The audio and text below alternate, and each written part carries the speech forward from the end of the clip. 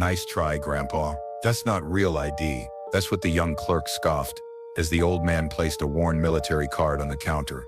Its edges cracked, photo faded. People behind him chuckled. Someone muttered, "Another fake veteran." But the old man said nothing. He simply stood with calm eyes and a hand still hovering near his heart. Then the bell above the store door rang, and a soldier in uniform walked in, saw the card and snapped to attention. "If you believe real respect doesn't fade with the ink comment, respect below." Frank Bishop moved through life with the same quiet efficiency that had kept him alive through 2 tours in Vietnam. At 77, his steps were measured but deliberate, his posture still carrying the ghost of military bearing despite the slight curve of age in his shoulders. He rarely initiated conversations, rarely complained. The neighbors in his modest apartment complex knew him only as the quiet gentleman in 3B, a man who always nodded politely but seldom spoke unless spoken to. This particular Tuesday, Frank had a mission. The small electronics store on Maple Street had advertised a Veterans Day promotion, 30% off tablets and laptops for military personnel. His granddaughter had been trying to convince him to get a tablet for months, insisting it would help them video chat more easily. "It's time to join the 21st century, Grandpa," she teased during her last visit. The promotion sign taped to Tech Connect's door was bright red with white stars, honoring our heroes' military discount this week only. Frank pushed the door open, the small bell announcing his arrival to a shop filled with gleaming devices that blinked and pulsed behind glass display cases. He approached the counter where a young clerk, Josh according to his name tag, was scrolling through his phone. The boy couldn't be more than 25 with stylish glasses and an air of casual disinterest. "Excuse me," Frank said softly. "I'd like to see the tablets, please. The ones in the veterans promotion." Josh barely looked up. "ID required for the discount." Frank nodded, reaching into his back pocket for the worn leather wallet he'd carried for decades. From it, he carefully extracted a military identification card, green with edges softened by years of handling its lamination, cracked at the corners. The photo showed a much younger Frank, his face unlined, his eyes bearing the intensity of youth rather than the quiet reflection of age. It was dated 1972. He placed it gently on the counter, the gesture carrying a reverence that seemed lost on the clerk. Josh glanced at the card, then snorted dismissively. Yeah, this doesn't even have a barcode. We only take real ID." A small line had formed behind Frank. A woman checking something on her phone glanced up at the exchange. A businessman in a suit shifted impatiently. "It's the only one I've got," Frank said, simply, no defensiveness in his tone. Just a quiet statement of fact. The woman behind him leaned toward her teenage son. "Trying to get a discount with Grandpa's prop," she whispered, not quite softly enough. "Scam much?" the businessman muttered loud enough for others to hear. Josh's posture changed, emboldened by the apparent consensus. He picked up the ID between 2 fingers, as if it might be contaminated, turning it over with a chuckle. "If you're gonna fake it, at least laminate it," he said, sliding it back across the counter. Frank didn't react to the mockery. His expression remained unchanged as he looked from the ID to the American flag hanging above the register in a triangular display case. The silence that followed wasn't uncomfortable for him. He'd learned long ago that dignity required no defense. It simply was. The others waited for his protest, his anger, his embarrassment. None came. Josh drummed his fingers on the counter, the momentary silence breaking his rhythm of dismissal. "Look," he said, his tone suggesting forced patience. "Just pay full price or leave. I don't have time to verify your cosplay." Frank studied the young man's face for a moment, not with anger, but with something closer to gentle assessment. Then, with the same careful motions that characterized his every movement, he reached for the tablet box he'd placed on the counter. "I understand," he said, tucking the ID back into his wallet.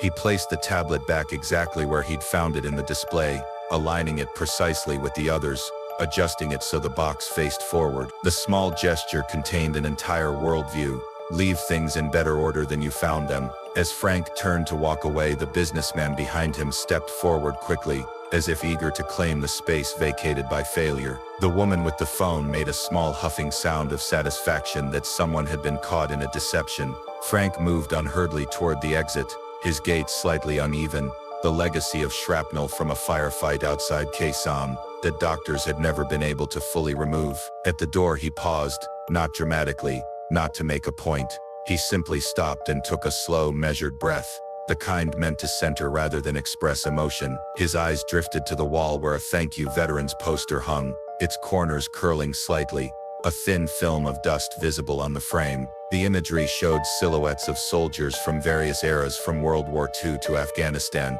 standing in formation beneath a waving flag. The irony wasn't lost on him, but neither did it surprise him. The world was full of such contradictions. Outside on the sidewalk, Sergeant Leah Monroe was walking toward the same store. At 28, he'd already served 2 tours in Afghanistan, and now worked as a recruiting officer at the nearby base. Though off-duty, he remained in uniform. He had a presentation at a high school later that afternoon and wouldn't have time to change. Through the glass door, Liam caught sight of something that made him stop mid-stride. An elderly man holding what appeared to be a military ID card. Not the modern Kiak with its embedded chip and scanning codes, but the old green ID that had been standard issue during Vietnam. His grandfather had carried one just like it until the day he died. Liam quickened his pace, reaching the door just as Frank was pushing it open to leave. The bell chimed overhead as they came face to face, one soldier at the beginning of his journey, another near its end. Frank nodded politely and stepped aside to let the younger man enter, but Liam didn't move past him. Instead, his eyes fixed on the wallet still in Frank's hand, the edge of the green card just visible. Liam said, his voice shifting automatically to the formal tone reserved for superior officers. "Is that a Vietnam-era military identification?" Frank nodded once surprised by the recognition. "May I mow?" Liam asked, gesturing toward the card. Wordlessly, Frank retrieved it and handed it over. Liam studied it carefully, noting the unit designation, the service history encoded in its simple typeface. This was no prop, no counterfeit. This was the real article, worn by time but authentic in every detail that mattered. The store had gone completely silent. Every customer, even the impatient businessman, stood watching the unexpected interaction. Josh leaned forward over the counter, confusion creasing his brow. Liam straightened his posture, squared his shoulders, and did what had been instilled in him through years of training and tradition. He snapped to attention and raised his hand in a formal salute. "Sir, Sergeant Monroe, 2nd Infantry. May I have the honor?" The salute held unwavering as the young soldier paid respect, not just to rank, but to history, to sacrifice, to the thread that connected his service to that of the man before him. Frank's eyes, which had remained impassive through mockery, widened slightly at this unexpected recognition. For the briefest moment, a flicker of emotion crossed his features. Not pride exactly, but perhaps the quiet acknowledgement that some things transcend time and fashion. Some bonds remain unbroken. If you believe silence can speak louder than arguments, comment respect below. The entire store froze in tableau, customers suspended between their previous dismissal and this sudden formal acknowledgement. Josh stared from behind the counter, mouth slightly open as the atmosphere in the room transformed completely. "Wait," he stammered, breaking the silence. "That's really a military ID." Sergeant Monroe lowered his salute only after Frank returned it with the subtle nod that many Vietnam veterans used in place of the formal gesture, a habit born from times when drawing attention to one's military status could invite hostility rather than respect. "That card," Monroe said, turning toward Josh while maintaining a respectful proximity to Frank, "predates half this country's tech, but it's more real than anything you've got behind that counter." His tone wasn't angry, but it carried the weight of authority, the kind that required no volume to command attention. Josh's face flushed red. "I didn't know," he began, fumbling for words. "You didn't try," Monroe replied simply. The businessman who had been so impatient moments before now studied the floor, suddenly fascinated by his own shoes. The woman with the phone had tucked it away, her previous disdain replaced by evident discomfort. Frank, for his part, seemed eager to extract himself from becoming the center of attention. He reached again for the door, nodding his thanks to the young sergeant. "Sir," Monroe said, stepping forward, "I'd like to pay for that tablet if you'll let me." It was a gesture offered soldier to soldier, free from pity or performance. Frank hesitated, something working behind his eyes that suggested an internal calculation more complex than a simple financial decision. "You already did," he said finally, his voice soft but clear. "Long ago." The words hung in the air, laden with meaning that transcended the immediate situation. It wasn't just about the tablet anymore, but about a debt of service and sacrifice that could never truly be repaid in currency. Before Monroe could respond, the store's manager emerged from the back room, alerted by the unusual silence on the sales floor. "What's going on out here?" She asked her name tag, identifying her as Andrea Miller. Monroe explained the situation concisely, his training evident in his ability to report without accusation or embellishment. Andrea's expression shifted from confusion to horror as she realized what had transpired under her roof. "Miss Bishop," she said, stepping out from behind the counter and approaching Frank directly, "please accept this tablet free of charge and our sincere apology." She turned to Josh, her gaze communicating that a longer conversation would follow later. The young clerk nodded properly. "Chase, I don't need charity," Frank began, but Andrea shook her head. "This isn't charity, sir, this is correction. Our promotion specifically honors veterans. All veterans." She emphasized the last two words while looking directly at Josh. "We failed to honor that commitment properly. Please allow us to make it right." A young woman in the back of the store had been quietly recording the interaction on her phone. Later that evening, she would upload it to social media with the caption, "He didn't demand respect, he wore it." The video would spread rapidly through veteran communities online, eventually being picked up by local news stations and then national outlets. Veterans across the country would repost and comment, many sharing similar experiences with outdated identification or civilian misunderstanding. Several organizations would call for retail chains to update their training policies regarding military ID verification, turning one small moment into a catalyst for broader change. But in that moment, Frank was simply a man being offered a gesture of recognition that had been initially denied. After a thoughtful pause, he accepted the tablet with a dignified nod. "Thank you," he said, including both Andrea and Sergeant Monroe in his gaze. As Frank prepared to leave again, an elderly man who had entered during the exchange stepped forward.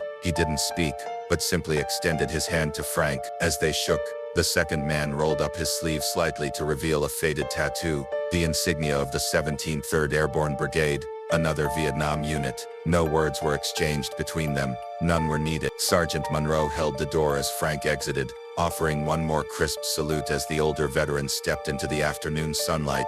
The gesture was both a bookend to their brief encounter and a bridge across generations of service. Inside, the store gradually returned to normal operations, but with a palpable shift in atmosphere. Josh removed the dusty veteran's poster from the wall, not to discard it but to clean the glass properly for the first time in what was clearly years. Frank returned to his small apartment with the tablet still sealed in its box. He placed it carefully on the side table next to his recliner beside a framed photograph of 5 young men in jungle fatigues, arms around each other's shoulders, faces bearing the complex mixture of youth and premature aging that combat produces. Beside the photo stood a triangular case containing a precisely folded American flag presented to him at his brother's funeral. James had not made it home from the same jungle where Frank had earned his Purple Heart. The tablet remained untouched for several days. Frank's relationship with technology had always been cautious, measured, not from fear, but from the deliberate evaluation that characterized his approach to most things in life. When he finally opened it, it was to make a video call to his granddaughter. She answered immediately, her face lighting up at the sight of him. "Grandpa, you actually got a tablet." "Seemed like time," he replied with a hint of a smile. A week after the incident at the store, Frank received a letter from the commander of the local ROTC program, inviting him to speak to their cadets about his service experience. It was a thoughtful invitation, clearly motivated by the video that had now been viewed millions of times. Frank considered it carefully before declining with a handwritten note. One of the few times he voluntarily put his thoughts on paper. "Teach them to listen, not to prove, just to listen." Those 9 words, when shared with the cadets, would generate more discussion than many hour-long presentations. At Tech Connect, changes appeared with surprising speed. A new sign was mounted prominently at the register. "All military ID cards are honored, including the ones with Dustin's stories." Josh, after a long conversation with his manager, not only kept his job, but found himself transformed by the experience. He began volunteering weekly at the local VA center, initially as penance, but eventually as genuine service. When asked about the video months later, he reflected, "He didn't shame me, he just stood still long enough for truth to arrive." The observation contained wisdom beyond his years. Frank's life continued in his quiet rhythm. He walked the same routes, shopped at the same stores, nodded to the same neighbors, but subtle differences emerged.